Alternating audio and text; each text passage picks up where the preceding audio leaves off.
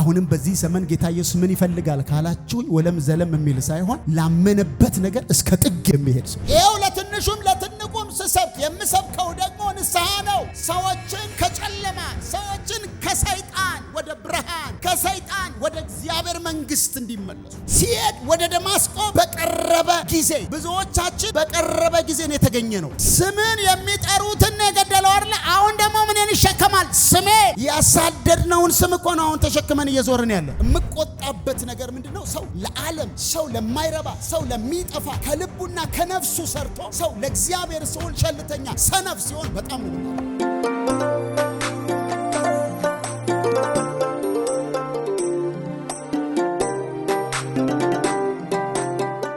ዛሬ ደግሞ እንደው ወደ ራያችንም ወዳለበት አይ ቲንክ በዚሁም ራይ ኢምፓርቴሽንም ሳይኖረው አይቀርም ይመስለኛል። በጣም የምወደው ምናፍቀው በጣም ስጠብቀው የነበረ የቤተ ክርስቲያናችን መጠሪያዋ እንደምታውቁት ጳውሎስ ይልና ጳውሎስ የሚጠራው ክርስቶስ። ጳውሎስ ሁል ጊዜ ጳውሎስ የክርስቶስን ወንጌል ይላል። የክርስቶስ ወንጌል እና ወንጌሉ የክርስቶስ ነው። ጳውሎስን የጨመርንበት ምክንያት ጳውሎስ የክርስቶስን ወንጌል የሰበከበትና የኖረበት መንገድ ነው። ገብቷቸዋል። ብዙ ሰዎች ጳውሎስ ያወራቸውን ቃሎች በብዙ ቦታ ላይ አፍ በሚያስከፍት ሁኔታ ያወሩናል፣ ይሰብኩናል፣ ይነግሩናል። ግን ሰዎች በዛ የህይወት ምልልስ ውስጥ ግን የማይገኙበት ሁኔታ በጣም ሲበዛ ይታያል። እንግዲህ ቅዱስ ጳውሎስ የሚጀምርበት በምዕራፍ 7 ላይ ከቁጥር 59 አካባቢ ወደ ላይ ከፍ ሳይል አይቀርም። አይ ቲንክ እነሆ ሰማያት ተከፍተው የሰው ልጅም በእግዚአብሔር ቀኝ ቆሞ አያለሁ፣ በታላቅ ድምፅም እየጮሁ ጆሮአቸውን ደፍነው በአንድ ልብ ሆነው ወደ እርሱ ሮጡ፣ ከከተማም ወደ ውጭ አውጥተው ወገሩት ይልና ምስክሮችም ልብሳቸውን ሳኦል በሚሉት በአንድ ጎበዝ እግር አጠገብ አኖሩ ብሎ ነው። ሳኦል እዚህ ነው የሚጀምረው። እስጢፋኖስም ጌታ ኢየሱስ ሆይ ነፍሴን ተቀበል ብሎ ሲጣራ ይወግሩት ነበር። ተንበርክኮም ጌታ ሆይ ይህንን ኃጢአት አትቁጠርባቸው ብሎ በታላቅ ድምፅ ጮኸ ይልና ይህንን ብሎ አንቀላፋ ካለ በኋላ የመጨረሻው የዚህ ምዕራፍ መዝጊያ እንደዚህ ነው የሚለው ሳኦልም በእርሱ መገደል ተስማምቶ ነበር። እዚህ ጋር ነው የሚጀምረው። ከዛ ምዕራፍ 8 ላይ ሳኦል ግን ቤተ ክርስቲያንን ያፈርስ ነበረ፣ ወደ ሁሉ ቤት እየገባ ወንዶችንም ሴቶችንም እየጎተተ ወደ ወህኒ አሳልፈው ይሰጥ ነበር ይላል። ቁጥር 3 ላይ ታገኙታላችሁ። ታላቅ ስደት በሆነ ጊዜ ማለት ነው። ከዛ ነው እንግዲህ ይሄም አልበቃ ብሎት ሳኦል ግን ይላል ምዕራፍ 9 ቁጥር 1 ላይ ሳኦል ግን የጌታን ደቀ መዛሙርት እንዲገላቸው ገና እየዛተ ወደ ሊቀ ካህናት ሄደ። በዚህ መንገድ ያሉትን ሰዎች ወንዶችንም ሴቶችንም ቢያገኝ እያሰረ ወደ የት? ወደ ኢየሩሳሌም ያመጣቸው ዘንድ በደማስቆ ላሉት ምኩራቦች ደብዳቤ ከእርሱ ለመነ። ሲሄድም ወደ ደማስቆ በቀረበ ጊዜ ድንገት ይላል። ጸልያለን። ሃሌሉያ። እስኪ አጠገባችሁ ያለው ሰው ድንገት በሉት እስኪ። ድንገት የተገናኘህን ሰዓት ታስታውሰዋለህ። ድንገት ደግሞ ለልዩ አገልግሎት ደግሞ ዛሬ ድንገት ያገኘሃል ማለት ኢየሱስ ክርስቶስ ጌታ ነው። ሃሌሉያ። እናመሰግንሃለን አባት ሆይ ዛሬ ቃልን እንድታስተምረን እንጸልያለን። ቃልን እንድታበራልን እንጸልያለን። የዘላለም አባት እግዚአብሔር ሆይ በጌታ በኢየሱስ ክርስቶስ ስም ፈቃድ በሰማይ እንደሆነች እንዲሁ ዛሬ በእኛ ላይ እንድትሆን ጸለይኩኝ። ጌታ ሆይ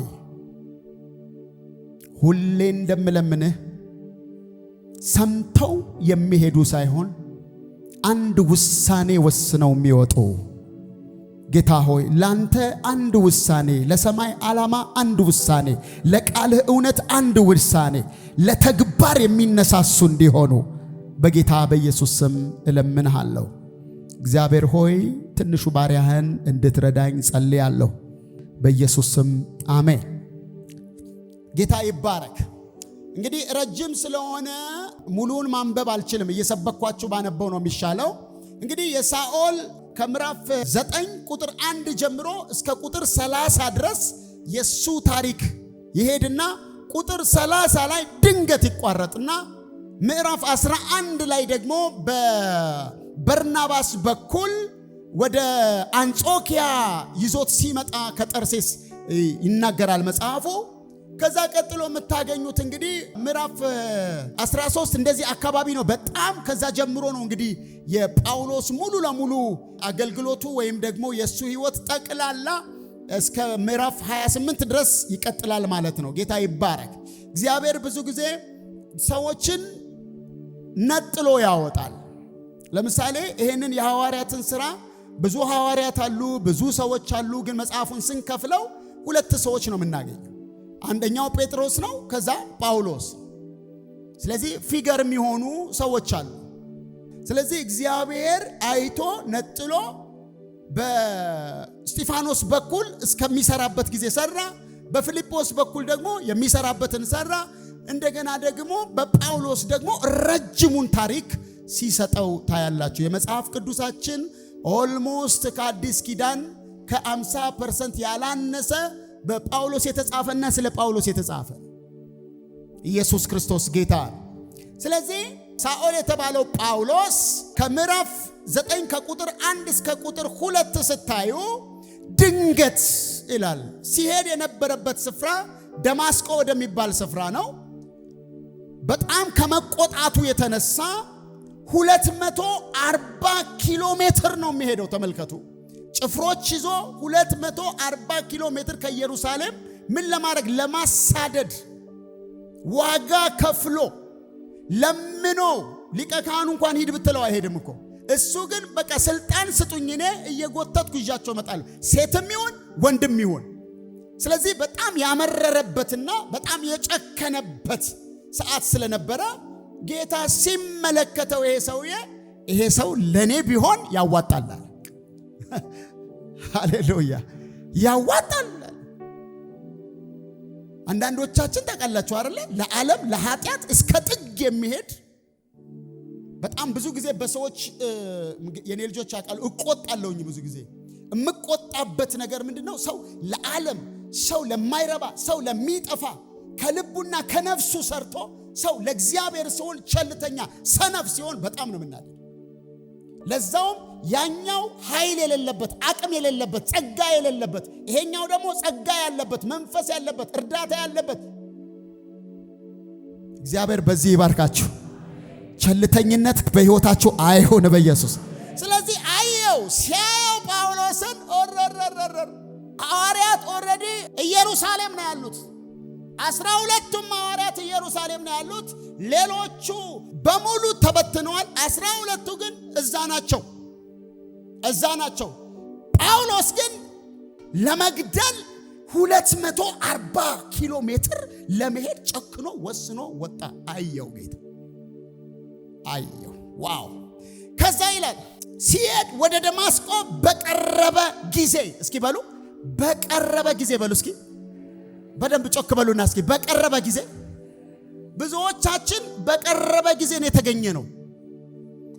ምክንያቱም ገና ከኢየሩሳሌም ሳይነሳ እዛው ሊገናኘው ይችል ነበረ። አስጨረሰው። ልክ ደማስቆ ጫፍ ላይ ሲደርስ ነው በብርሃን የተገናኘው። በቀረበ ጊዜ የሚያንጸባርቅ ከፀሐይ ይልቅ በጣም ብሩህ የሆነ ብርሃን ጣለው ማለት ነው። ኢየሱስ ጌታ። አጠገባችሁ ላለው ሰው በአንተ ምክንያት በሉት እስኪ ብዙዎች በጌታ ይገኛሉ በሉት እስኪ። ሃሌሉያ። እንግዲህ ጳውሎስ የኢየሱስን መሲህነት መስበክ ማለት በእግዚአብሔር ላይ ድፍረት እንደሆነ የሚያምን ሰው ነው። ልክ እንደ ፈሪሳውያኖቹ ማለት ነው። ከልቡ ያመነ ነው። ይሄ አሁን ያለው እምነት፣ አሁን እየተከናወነ ያለው እያቆጠቆጠ ያለው እምነት ኑፋቄ ነው፣ ከምድር ተጠርጎ ሊጠፋ ይገባዋል የሚል ትክክለኛ ለርሱ ማለት ነው እምነት ያለው ሰው። በምን ታውቃላችሁ ይሄንን? ገላትያ መጽሐፍ ምዕራፍ 1 ቁጥር 14 ላይ ራሱ እንዲህ ብሎ ጽፏል። በአዲሱ መደበኛ እኔ ላንብበው። በእኔ ዕድሜ ዘመን ከነበሩት ከብዙዎች አይሁድ ይበልጥ ይላል። በእኔ ዕድሜ ዘመን ከነበሩት ከብዙዎች አይሁድ ይበልጥ በአይሁድ ሃይማኖት እልቅ ነበር። ስለ አባቶችም ወግ እጅግ ቀናተኛ ነበርኩ ይላል። ነገር ግን ብሎ ይቀጥላል። እንዲሁም ቁጥር 13 ላይ ደግሞ ወደ ላይ አንድ ከፍ ስትሉ ደግሞ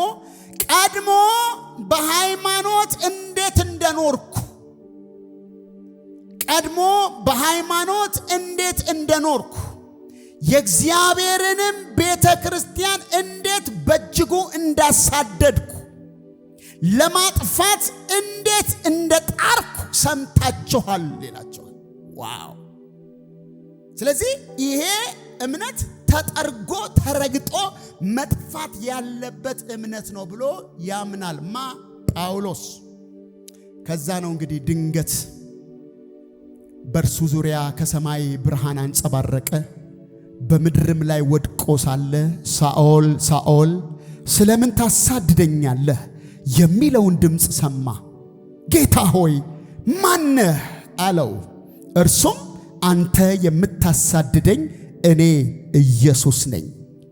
የመውጊያውን ብረት ብትቃወም ላንተ ይብስብሃል አለው። እየተንቀጠቀጠና እየተደነቀ ጌታ ሆይ ምን አደርግ ዘንድ ትወዳለህ? በሉልኝ እስኪ ምን አደርግ ዘንድ ትወዳለህ? ዋው! ጌታ ሆይ ምን አደርግ ዘንድ ትወዳለህ? ታላችሁ ጳውሎስ የሰጠው ምላሽ እዚህ ቃል ውስጥ ፍጹም ታዛዥነትና ተገዥነት ያለው ቃል ነው። ኢቭን ጌታ ሆይ የሚለው አዶናይ ከሚለው ጋር ነው ብለው አንዳንዶች ይስማማሉ። እና በፍጹም ታዛዥነትና ተገዥነት ውስጥ የወጣ ድምፅ ምን የሚል ጌታ ሆይ አንተ ማነህ? ምን አደርግ ዘንድ ትወዳለህ? ሃሌሉያ። በሐዋርያት ሥራ ምዕራፍ 26 ላይ ምናልባት ይህን ምዕራፍ ስታጠኑ የሐዋርያት ሥራ ምዕራፍ 11 ላይ የሐዋርያት ሥራ ምዕራፍ 22 ላይ እና ሐዋርያት ሥራ ምዕራፍ 26 ላይ ዛሬ ምሽት ስትገቡ አንብቡት። ይሄንን ቃሉን በደንብ ስለሚገልጥልኝ ለዛሬ በዚህ በአዲሱ መደበኛ እንዳነበው ፍቀዱልኝና እንዲህ ብሎ ይናገራል። ቁጥር 15 ላይ እኔም ጌታ ሆይ አንተ ማነህ አልኩ። ጌታም እንዲህ አለኝ፣ እየተናገረ ነው እንደገና፣ እኔ አንተ የምታሳድደኝ ኢየሱስ ነኝ። አሁንም ተነሳና በእግር ቁም። ስለኔ ስላየኸውና ወደፊትም ስለማሳይ ነገር አገልጋይና ምስክር እንድትሆን ልሾምህ ተገልጬልሃለሁ። ከገዛ ሕዝብህና ወደ እነርሱ ከምልክህ ከአሕዛብ አድንሃለሁ። አንተም ዓይናቸውን ትከፍታለህ። እስኪ አሜን። አንተም ዓይናቸውን ትከፍታለህ፣ ከጨለማ ወደ ብርሃን ከሰይጣንም ስልጣን ወደ እግዚአብሔር ትመልሳቸዋለህ። እነርሱም የኃጢአትን ይቅርታ ይቀበላሉ። ዝም ብሎ የሚበላ ቃል እኮ። በእኔም በማመን በተቀደሱት መካከል ርስት ያገኛሉ። ቁጥር 19 ላይ እንግዲህ ንጉሥ አግሪጳ ሆይ ከሰማይ ለታየኝ ራእይ አልታዘዝም አላልኩም። ነገር ግን በመጀመሪያ በደማስቆ ለሚኖሩ ቀጥሎም በኢየሩሳሌም በይሁዳ ላሉት ሁሉ ከዚያም ለአሕዛብ ንስሐ እንዲገቡና ወደ እግዚአብሔር እንዲመለሱ የንስሐንም ፍሬ እንዲያሳዩ ገልጬ ተናገርኩ። አይሁድ በመቅደስ ይዘው ሊገሉኝ የሞከሩት በዚህ ምክንያት ነው። ቁጥር 22 የእግዚአብሔር እርዳታ እስከ ዛሬ ስላልተለየኝ እነሆ እኔ ቆሜ ለትንሹም ለትልቁም እመሰክራለሁ። ነቢያትና ሙሴ ይሆናል ይፈጸማል ካሉት በስተቀር አንዳች ነገር አልተናገርኩም። ይኸውም ክርስቶስ መከራን እንደሚቀበልና ከሙታን ቀዳሚ ሆኖ በመነሳት ለሕዝቡና ለአሕዛብ ብርሃንን እንደሚሰብክ ነው ይላል። አይገርምም?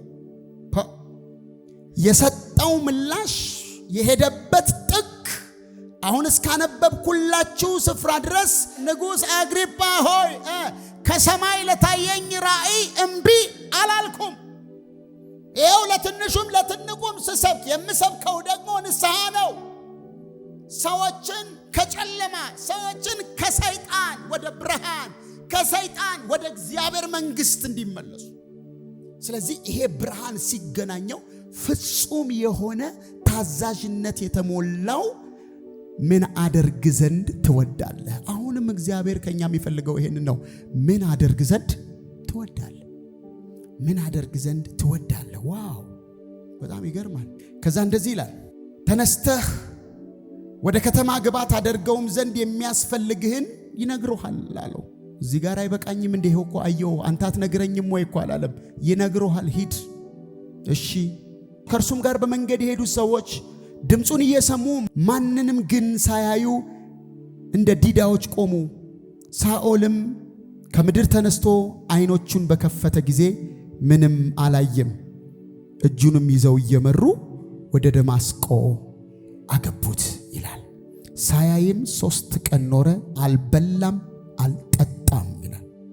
በደማስቆ ሐናንያ የሚሉት እያለ ይቀጥላል። ጌታ ኢየሱስ ይባረክ። ሃሌሉያ።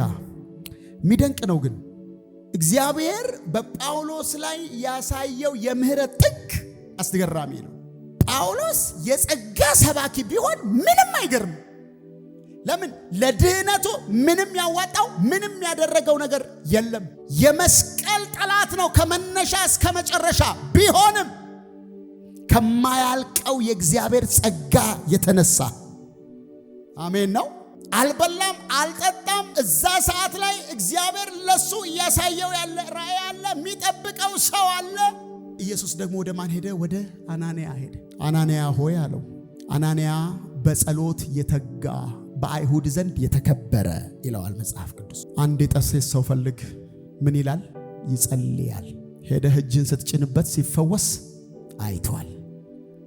እንደምታውቁት አናንያ ያው የተናገረውን ታውቁታላችሁ። ጌታ ሆይ ያለ በጣም ነው የምገረመው። እዚህ ቦታ ላይ ለጌታ ያስረዳዋል። ስለዚህ ሰው በኢየሩሳሌም በቅዱሳንህ ላይ ስንት ነገር እንዳደረገ ሰምቻለሁ። እንዴት ነው ወደዚህ ሰው ሂድ ብትለኝ? ኢየሱስ ቀጣዩን አይ ቲንክ የአናንያ ንግግር ይመስለኛል ቀጣዩን ሐሳብ እንዲያወጣ ያደረገው። እንዴት ሂድ ትለኛለህ? ሂድ ይህ ይላል። ቀጥል በእስራኤል በአሕዛብ በነገስታት ምን ፊት እስኪ በሉ ፊት በአሕዛብ በነገስታት በእስራኤል ፊት ስሜን ይሸከም ዘንድ ለኔ የተመረጠ ዕቃ ነው አለ። ዋው! ይሄ አዎ እሱ ራሱ ጳውሎስ ስለ ራሱ ምንድን ነው ያለው? በጸጋው እኮ ነው ያለው። አንደኛ ጢሞቴዎስ ምዕራፍ 1 ቁጥር 15 እስከ ቁጥር 16 ሄዳችሁ ስታነቡ ኃጢአተኞችን ሊያድን ክርስቶስ ኢየሱስ ወደ ዓለም ሁሉ መጣ የሚለው ቃል የታመነ ሁሉ ሊቀበለው የሚገባ ነው። ከኃጢአተኞችም ዋና እኔ ነበርኩ። አረ እኔ ነኝ ነው የሚለው። ግን ከእግዚአብሔር ጸጋ የተነሳ አሜን አሜን። እንደውም ይላል ቁጥር 14 ላይ እንደዚህ ይላል፣ የጌታችን ጸጋ በክርስቶስ ኢየሱስ ካለ ከእምነትና ከፍቅር ጋር አብልጦ በዛ። እስኪ ጸጋ በሉ እስኪ። በቃ ጳውሎስን ስታዩ የጸጋ መገለጫ እሱ። ከዛ ውጪ ምንም ሊያወራ አይችልም። አሳዳጁ አንገላቹ ለብዙዎች የመሞት ለብዙዎች የመሰደድ ለስጢፋኖስ የመገደል ምክንያት የሆነ ልብሳቸውን እንዳለ ይዞ በደንብ አርጋችሁ አካለ ስንኩል አርጋችሁ እንዳትመልሱት ግደሉት ነው ፖይንቱ። ለምን? ላመነበት ነገር እስከ ጥግ የሚሄድ ሰው። ለዚህ ነው ጌታ ኢየሱስ ያስፈልገኛል ይሄ ሰው። ለምን? ላመነበት እስከ ጥግ። አሁንም በዚህ ዘመን ጌታ ኢየሱስ ምን ይፈልጋል ካላችሁ ወለም ዘለም የሚል ሳይሆን ላመነበት ነገር እስከ ጥግ የሚሄድ ሰው። ኢየሱስ ጌታ ምርጥ የክርስቶስ ዕቃ ለኔ ያለ የተቀደሰ ዕቃ ነው። ዕቃና መሳሪያ የሚለው በጣም ከባድ ነው ቃሉ ታውቃላችሁ። ምን ማለት ነው? በብሉይ ኪዳን የነበሩ እነዛ በቤተ መቅደስ የነበሩ ዕቃዎች ማንም ሊጠጣባቸው ማንም ሊበላባቸው የማይችል የተለዩ ናቸው። ታስታውሱ ከሆነ ብልጣሶር የሚባለው ሰው አምጡ ብሎ ከናቡከደነጾር ያመጣቸውን የእግዚአብሔር የተቀደሱ ዕቃዎች በእነሱ ሲጠጣ ከዕቁባቶቹ ምናምን ሆኖ እየጠጣ ያለ እጅ ወጣ ጻፈች ይላል መጽሐፍ ቅዱስ። የተቀደሰ ዕቃ ነው። ልክ እንደዛ ጳውሎስ አለ ይሄ ለኔ ለልዩ ዓላማ የመረጥኩት ዕቃ ነው። አንዳንድ ሰዎች ዛሬ በልዩነት ያገኛችሁ፣ በኢየሱስም በልዩነት ያገኛችሁ። እስኪ በደንብ አሜን በሉ እስኪ። ሃሌሉያ። ስለዚህ በደማስቆ ላለው ለሐናንያ ባይዘወይ በመንገዱ ላይ ጳውሎስ ሁለት ሰዎች አሉ። አንደኛው አናንያ ሲሆን ሁለተኛው በርናባስ ነው። አናንያ ደማስቆ፣ በርናባስ ኢየሩሳሌም። ደማስቆ ላይ አናንያ ነው የመጣው። መጥቶ እንደዚህ አለው፣ ያ አሳዳጅ የነበረውን ያ ኃጢአተኛና ክፉ የነበረውን ሰው እንደዚህ ብሎ ጠራው፣ ወንድሜ ሳኦል። ዋው! ወንድም ሳኦል ሃሌሉያ። ወንድም ሳኦል በመንገድ የተገናኘው ላረጋግጥልህ እንዳትጠራጠር፣ እርሱ ክርስቶስ ኢየሱስ ነው። ኢየሱስ ያድናል። እና ይሄን ሰው በጸሎት የተጋ ነበር ይለዋል 22:12 ላይ። ለዚህ ነው ምዕራፍ 22 ምዕራፍ 11 እና ምዕራፍ 9ን እዩት ያልኳችሁ፣ ምዕራፍ 26ንም ጭምር ማለት ነው። እና ሄዶ እንደዚህ አለው። አለፍ አለፍ እያልኩ ነው ማንበብ ያለብኝ የግድ እየጨረስን መሄድ ስላለብን። ቁጥር 13 ላይ ሐናንያ መልሶ ጌታ ሆይ በኢየሩሳሌም በቅዱሳን ላይ ስንት ክፉ እንዳደረገ ስለዚህ ሰው ከብዙዎች ሰምቻለሁ፣ በዚህም ስምን የሚጠሩትን ይላል። ምን አለ? ስምን። ችግር ያለው እዚህ ስም ላይ አይደል? እስታው ስቲል ነው ሰዎች ስቲል ነው ከቸርች ውጪ ኢየሱስ የሚለውን ቃል ለመጥራት ይቸገራሉ። ኢቭን አማኝ እንደ ቀልድ የሚያወሩትን አይደለም ማወራችሁ፣ ኃይል ያለውን ስራ የሚሰራውን በመንፈስ ቅዱስ የሆነውን አይደል? ማንም ሰው በመንፈስ ቅዱስ ካልሆነ በስተቀር አይደል የሚለው ኢየሱስ ጌታ ነው ሊል እንዳይችል ይላል ጳውሎስ። እና ስምህን የሚጠሩትን በዛ ጊዜ የኢየሱስን ስም መጥራት ማለት ዋው! ለማሰር ከካህናት አለቆች ስልጣን አለው አለው። ጌታም ይህ አለ ይህ በአሕዛብም በነገስታትም በእስራኤልም ልጆች ፊት ምንን ይሸከም ዘንድ ስምን የሚጠሩትን የገደለው አይደል? አሁን ደግሞ ምንን ይሸከማል? ስሜን። ኧረ አሜን ነው ወይ? ያሳደድነውን ስም እኮ ነው አሁን ተሸክመን እየዞርን ያለ። ያሳደድነውን ስም ከመንደራችን ገፍተን ያወጣነውን ስም ምንም ነገር ቢባል ምንም ነገር ቢወራ ማንም ቢጠራ ምንም የማይመስለን ኢየሱስ የተባለ ጊዜ ግን ግራ የምንጋባበት ውስጣችን ያለ አጋንንት የሚቆጣበት የነበረውን ይሄንን ስም ራሱ ይዟት ተሸክሞት ይሄዳል። አሜን ነው ወይ? አዎ። ይሄን ይሸከም ዘንድ ግን አለው ለኔ የተመረጠ ዕቃ ሂድ ስለ ስሜ ይላል። ቀጥሎ ደግሞ ሶስተኛ ስለ ስሜ ስንት መከራ ሊቀበል እንዲያስፈልገው እኔ አመለክተዋለሁ። ይሄን እንኳን አንተ አትንገረው፣ እኔ ነኝ የማመለክተው። አንተ ብትነግረው አይመጣም፣ ልክ አይመጣም። እኔ ራሴ አመለክተዋለሁ። ለዛ ነው ታውቃላችሁ አይደለ? የሐዋርያት ሥራ ወደፊት እየሄድን ስንሄድ ጳውሎስ የሚናገረው ንግግር በጣም ከባድ ነው። አንዳንድ ሰዎች ራሱ አሁን እያወራው ከብዷቸዋል። ግዴላችሁም፣ ጸጋ ያበዛላቸዋል፣ ኃይል ያበዛልናል። ኢየሱስ ክርስቶስ ጌታ ነው። አንዳንድ ስፍራ ላይ ጳውሎስ እንደዚህ ይላቸዋል። ለዚህ ስም ነው የሚሉት ሽማግሌዎችና እነ ያዕቆብ፣ ለዚህ ስም ነፍሳቸውን ከሰጡ ይላል። በጳውሎስና በበርናባስ እጅ ይሄን ደብዳቤ ልከናል ይላል። እሱ ብቻ አይደለም፣ ራሱም እንደዚህ ይላል።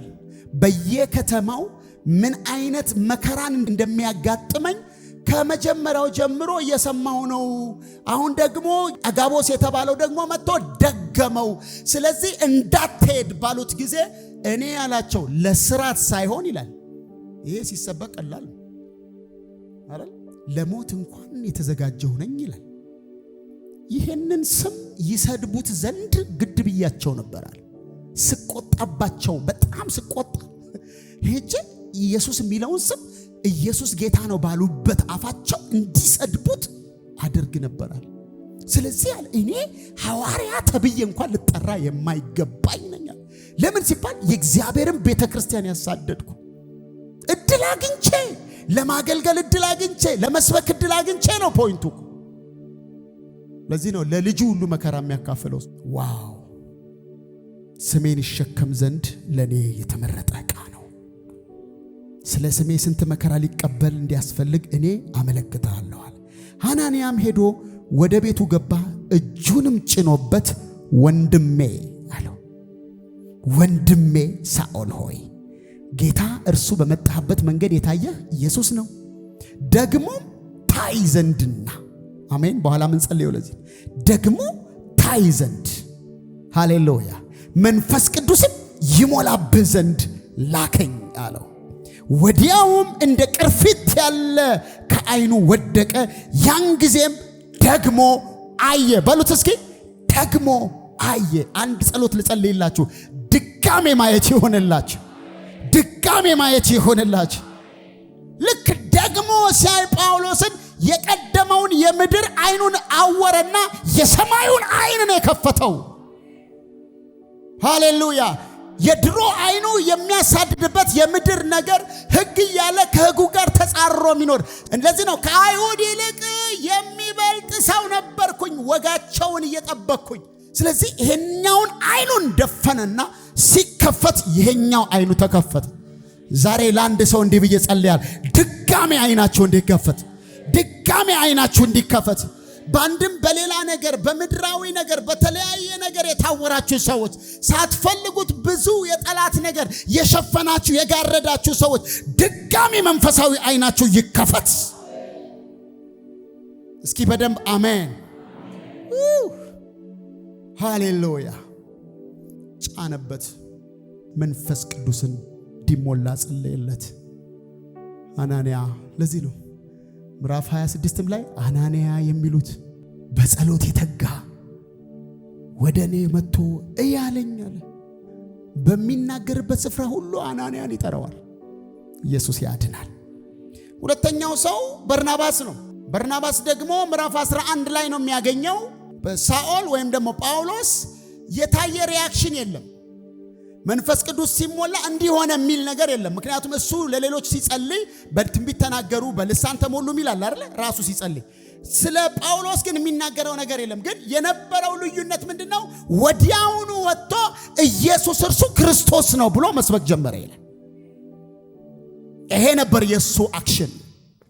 ወዲያውኑ ክርስቶስ እርሱ መሲሁ እርሱ ያህዌ ነው እያለ እኮ ነው። መሲሁ እርሱ እግዚአብሔር ነው እያለ እኮ ነው። መሲሁ እርሱ ነው፣ ክርስቶስ ነው፣ ኢየሱስ መሲሁ ነው እያለ ሰው ሁሉ ይፈራው የነበረውን ይህንን ሰው የቤተ ክርስቲያን ውስጠኛው መዋቅር ውስጥ መግባት ከባድ የሆነበትን ይህን ሰው እነዚህኛዎቹ ሰዎች በቅርጫት አውርደው ክፉ ሰዎች ግሪክ የመጡ ሊገሉት ሲሉ የታመኑ ወንድሞች አሳልፈው ወደ ኢየሩሳሌም ሲልኩት ባይዘወይ ደማስቆም ራሱ ሰዎች መተባበር ከብዷቸው ነበር ከጳውሎስ ጋር። እንዳመነ እርግጠኛ አይደሉም። በጣም ከባድ እንዴት ሊሆን ይችላል ብለው በጣም ጥርጥር ላይ ናቸው። አይፈረድባቸውም። አናንያ ራሱ ኢየሱስ መጥቶ እንኳን ማመን አልቻለም። ከዛ ኢየሩሳሌምም ሲሄድ ኢየሩሳሌምም ያሉ ሰዎች ፈሩት ይላል ከሱ ጋር ህብረት ለማድረግ ምናልባት ተመሳስሎ ገብቶ ከሆነ ብሎ። ግን በርናባስ እንዲህ አይነት ሰዎች ቤተክርስቲያን ላይ ያስፈልጋሉ። ባይዘወይ አንዳንዴ አጥር ሰርተን ስንቀመጥ ሌሎች ሲጨመሩ የእግዚአብሔር ዓላማ መጨመር ነውና አላስጨምር ያሉ ሰዎች ካሉ እንዲህ አይነት ሰዎች መጥተው ሌሎችን ይጨምራሉ። አይኖቻቸው የተከፈቱላቸው ማለት ነው። ሃሌሉያ። የሐናንያና የበርናባስ አይነት ሰው ቤተክርስቲያን ያስፈልጋታል። ህብረት እየጨመረ እንዲሄድ፣ አገልግሎት እየተጨመረ እንዲሄድ። ኢየሱስ ያድናል። ስለዚህ ሰው ሲናገር እንደዚህ ይላል። ቶሎ ቶሎ ብዬ ልጨርስ። ቅን ሰው ነበር፣ ደግ ነበር ይላል። የመጽናናት ልጅ፣ መንፈስ ቅዱስና እምነት የሞላበት ነበር ይላል። ስለ በርናባስ ቅን፣ ደግ፣ የመጽናናት ልጅ፣ መንፈስ ቅዱስና እምነት የሞላበት የሐዋርያት ሥራ ምዕራፍ 4 ቁጥር 37 ፕላስ የሐዋርያት ሥራ ምዕራፍ 11 ላይ ታገኙታላችሁ። እርሱን ነው እንግዲህ ፈልጎ አግኝቶ ወደ አንጾኪያ ይዞት እንደመጣ መጽሐፍ ቅዱስ ይነግረናል። የአምላካችን ስም የተባረከ ይሁን። ኢየሱስ ክርስቶስ ጌታ ነው። እንግዲህ ይሄ የተመረጠ ዕቃ አንደኛ በአሕዛብ እርግጥ ነው ጳውሎስ አገልግሎቱ በአሕዛብ ላይ ያተኮረ ቢሆንም ታስታውሱ ከሆነ ገላትያም ላይ ይናገራል። ለጴጥሮስ ለተገረዙት ለኔ ደግሞ ላልተገረዙት ሐዋርያ እንደሆን ይላል። ነገር ግን ብዙ ጊዜ አይታችሁት ከሆነ ከአይሁድ ማህበር ነው የሚጀምረው። ሁል ጊዜ ጳውሎስ ሲገባ ወደ አይሁድ ምኩራብ ነው የሚገባው። ስለ አይሁድ በጣም ብዙ ሸክም አለው። አንድ ሁለት ጥቅስ ልስጣችሁ። በሮሜ ምዕራፍ 10 ቁጥር 1 ላይ ስለ እስራኤል የልቤ ምኞት እንዲድኑ ነው ይላል። በእውቀት አይቅኑ እንጂ ለእግዚአብሔር እንዲቀኑ እኔ መሰክርላቸዋለሁ። ለምን ሲባል የእግዚአብሔርን ጽድቅ ሳያውቁ የራሳቸውን ጽድቅ ሊያቆሙ ሲፈልጉ ከእግዚአብሔር ጽድቅ ለእርሱ አልተገዙም። ለምን ሲባል የሚያምኑ ሁሉ ይጸድቁ ዘንድ ክርስቶስ እኮ የሕግ ፍጻሜ ነው ብሎ ያስቀምጣል። ስለዚህ ስለ እስራኤል አለ ልመናዬ ለቅሶ እንዲድኑ ነው። እንደገና ሮሜ ምዕራፍ 9 ቁጥር 3 ላይ ሄዳችሁ ስለ እስራኤል ሲያወራ የገዛ ወገኖቹ ልበ ደንዳና የሆኑት ማለት ነው በጣም እጅግ አሳዝነውት በጣም በሚያስገርም የምልጃ መንፈስ አምጧል። የተረገምኩና ከክርስቶስ ተለይቼ የተጣልኩ እስከሆነ እንኳን በቃ እነሱ ቢድኑልኝ በኢየሱስና በሙሴ የነበረ የምልጃ መንፈስ እሱ ጋር ነበር። ታስታውሳላችሁ አይደል? ሙሴ ከዚህ የሕይወት መዝገብ ላይ ሰርዘኝ ሲል ኢየሱስም ያው ስለኛ ነው ታውቃላችሁ። እና በአሕዛብ ያተኮረው አገልግሎቱ መነሻው ከእስራኤል ነው የሚጀምረው። ከዛ ግን ለአሕዛብ ያው የጻፈውን በሙሉ ታውቃላችሁ። እኔ የአሕዛብ ሐዋርያ ይላል ራሱ። ከዛ ሁለተኛው በነገስታት ፊት ስሜን ይሸከም ዘንድ ብሎታል። የት ሄደ? ጥቂቱን ልንገራችሁ። አንደኛ በቆጵሮስ ሰርጊዮስ ጳውሎስ በሚባለው አገረ ገዢ ፊት ወንጌል ሰብኳል ጳውሎስ። በቆሮንቶስ ጋዮስ በሚባለው አገረ ገዢ ወይም ደግሞ ጋዮስ በሚባለው ነገስታት ፊት፣ በቂሳሪያ ፊልክስ፣ ፊልጦስ፣ አግሪፓ በሚባሉት ከጳውሎስ አፍ ወደዱም ጠሉም ወንጌል ሰምተዋል። ዋው! የመጨረሻው አንገቱን ቀልቶ የገደለው ሮም ኔሮ ነው። ኔሮም እንደዚሁ ወንጌሉን ከጳውሎስ ሰምተዋል። ኢየሱስ ጌታ ነው። አጠገባችሁ ያለውን ሰው ከወንጌሉ ጋር መከራ አብሮ አለው በሉት እስኪ። ታስታውሳላችሁ ሁለተኛ ቆሮንቶስ ምዕራፍ 4 ቁጥር 8 ላይና እንደገና ደግሞ ምዕራፍ 11 ቁጥር 23 እስከ 28 ጳውሎስ የሚናገረው ቃል አለ። ሁለተኛ ቆሮንቶስ ምዕራፍ 4 ከቁጥር 8 ጀምሮ እንደዚህ ይላል።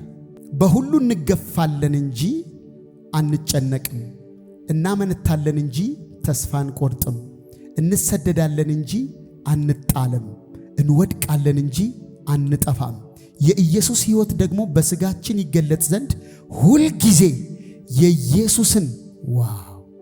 የኢየሱስን መሞት በስጋችን ተሸክመን እንዞራለን። የኢየሱስ ሕይወት ደግሞ በሚሞተው ስጋችን ይገለጥ ዘንድ እኛ ሕያዋን የሆንን ከኢየሱስ የተነሳ ዘወትር ለሞት አልፈን እንሰጣለን። ስለዚህ ሞቱ በእኛ ሕይወቱ በእናንተ ይሰራል ይላል። ምናልባት 11 ላይ ሄዳችሁ ስታነቡም ነገር ግን በሞኝነት ላለው ማንም በሚደፍርበት እኔ ደግሞ ደፍርበታለሁ ይልና ዕብራውያን ናቸውም እንደዚህ ናቸው እኔ ደግሞ ነኝ ካለ በኋላ ቀጥሎ ስለ አገልግሎቱ ሲናገር እንደዚህ ይላል። አይሁድ አንድ ሲጎድል 40 ግርፋት 5 ጊዜ ገረፉኝ፣ 3 ጊዜ በበትር ተመታሁ፣ 1 ጊዜ በድንጋይ ተወገርኩ፣ መርከቤ 3 ጊዜ ተሰበረ፣ ሌሊትና ቀን በባህር ውስጥ ኖርኩ፣ ብዙ ጊዜ በመንገድ ሄድኩ፣ በወንዝ ፍርሃት፣ በወንበዴዎች ፍርሃት፣ በወገኔ በኩል ፍርሃት፣ በአሕዛብ በኩል ፍርሃት፣ በከተማ ፍርሃት፣ በምድረ በዳ ፍርሃት፣ በባህር ፍርሃት ነበረብኝ። በድካምና በጥረት ብዙ ጊዜም እንቅልፍ በማጣት በራብ በጥማት ብዙ ጊዜም በመጦም በብርድ በራቁትነት ነበርኩ። የቀረውን ሳልቆጥር የሚል ቃል አለ ማለት ነው። ከዚህ የቀረውን ሳልቆጥር አጠገባችሁ ያለው ይሄ ወንጌል ዝም ብሎ አልመጣም በሉት እስኪ። አይገርምም? እዚህ እኛ 30 ደቂቃ እንኳን ለመታገስ አቅቶናል። እነሱ ረሃብ፣ ጥማት፣ ርዛት፣ ድብደባ። ከዛ ለልጁ ለጢሞቴዎስ እንዲህ ይለዋል፣ ወንጌል ሰባኪነትን ከመከራ ጋር ተቀበል። እንደገና በእውነተኛ መንፈሳዊ ሕይወት ሊኖሩ የሚፈልጉ ሁሉ ይሰደዳሉ ይለዋል። ይሰደዳሉ። ወንጌል ሰባኪነት ከመከራው ጋር አብረ ተቀበል። ይህን ሁሉ የመጨረሻ በጳውሎስ ሕይወት ሲሆን ምን ተፈጥሮ ነው ይሄ ሆነው? ዛሬ እሱን ነው ጸልየን የምንጨርሰው። ምን ሆነ? አንደኛ አይኑ ተከፈተ። ሁለተኛ እውነተኛ መንፈስ ቅዱስ ተሞላ። እውነተኛ መንፈስ፣ ስሜት ያልሆነ ጊዜያዊ ያልሆነ ሕይወትን ኮምፕሊትሊ 180 ዲግሪ የሚያዞር ይሄ መንፈስ እንዲያገኛችሁ ነው ዛሬ የምጸልየው። አይኖቻችሁ ላይ ያሉ ቅርፊቶች እንዲወድቁ። አረ በደንብ አሜን። ከዛ በኋላ የሌሎቹን አይን መክፈት ጀመረ። ከሰይጣን የተናጠቀ ወደ እግዚአብሔር መንግስት ማምጣት ጀመረ። እሱ ብቻ አይደለም፣ በእጁ አይደለ መንፈስ ቅዱስ ሰዎች ተሞሉ፣ በትንቢት መንፈስ ተሞሉ። ታውቃላችሁ እጅ በተጫነባቸው 12 ሰዎች ነው ቤተክርስቲያኗ የተመሰረተችው። ኤፌሶን ባመናችሁ ጊዜ መንፈስ ቅን ተቀበላችሁ ወይ ሲላቸው 12 ሰዎች ትዝ ይላችኋል። ኧረ እኛ መንፈስ እንዳለ እንኳን አናቅም አልሰማንም ሲሉት፣ አይ እና በምን ተጠመቃችሁ? በመጥምቁ ዮሐንስ። ኖ በመንፈስ እንደገና መጠመቅ አለባችሁ ብሎ እጁን ሲጭንባቸው ትንቢት ተናገሩ ይላል። መንፈስ ተሞሉ ይላል። ሃሌሉያ። ከዛ በኋላ ነው ለኤፌሶን የሚጽፈው ነገር ሁሉ የሚያስደንቅ ነው ካያችሁት። ስለዚህ አይኖቻችን እንዲከፈቱ እስኪ በደንብ አሜን። መንፈስ እንዲሞላብን ይሄ መጽሐፍ እዚህ ላይ ነው ፎከስ የሚያደርገው። መንፈስ ቅዱስን ስለመሞላት ነው ከምዕራፍ 2 ጀምሮ የሚያወራው። መንፈስን የተሞሉ አይናቸው የተከፈተ። አጠገባችሁ ያለውን ሰው ዛሬ አይንህ ይከፈታል በሉት። መንፈስ ቅዱስን ትሞላለህ በሉት። አንተ ከዛ በሉት እስኪ በአሕዛብ በሉት፣ በነገስታት በሉት፣ በክርስቲያኑ ሕዝብ ሁሉ በሉት ስሙን ተሸክመ ትዞራለህ በሉት። ለጌታ የተለየ ዕቃ ትሆነዋለህ በሉት። እስኪ በደንብ አሜን። ለዚህ ሁሉ አሁን ለተረተርኩላችሁ ላወራውላችሁ ነገር ሁሉ ምን ይፈልጋል ጳውሎስ ላይ የሆነው? 2 ነገር። አይኑ ተከፈተ፣ መንፈስ ቅዱስን ተሞላ። እስኪ በደንብ አሜን በሉኛ። ግዴላችሁም ዛሬ አንድ ሰው ይነካ በዚህ መንፈስ። እስኪ በደንብ አሜን። ለትንሹም ለትልቁም ወይ እየሰበኩኝ አለ ሰዎችን ከሰይጣን ዓለም እያወጣው ለእግዚአብሔር እንዲታዘዙ፣ ከጨለማ ወደ ብርሃን፣ ከሰይጣን እስራት በመንፈስ ቅዱስ ለሆነ መረስረስ። ሃሌሉያ። ስለዚህ ለዚህ ለታየኝ ራይ እምቢ አላልኩም። ለተገለጠልኝ ነገር ኖርኳል፣ ጨረሰ። ስለዚህ አይኖች ይከፈቱ፣ አይኖች ይከፈቱ። አጠገባችሁ ያለውን ሰው በቃ ዘምረህ ብቻ አትሄድም በሉት። እስኪ መንፈሱን ትሞላለህ በሉት። አይኖች ይከፈታሉ በሉት። ከዚህ በኋላ በሉት የወንጌል ሰባኪነትን ስራ ታደርጋለህ በሉት። መንፈስ ይሞላብሃል በሉት። መከራ በሉት ባንተ ላይ በሉት ክፉ ነገር አያመጣም በሉት። እንደውም በሉት እግዚአብሔር ወዳየልህ ያደርሰሃል በሉት። ሃሌሉያ ሃሌሉያ ሃሌሉያ ሃሌሉያ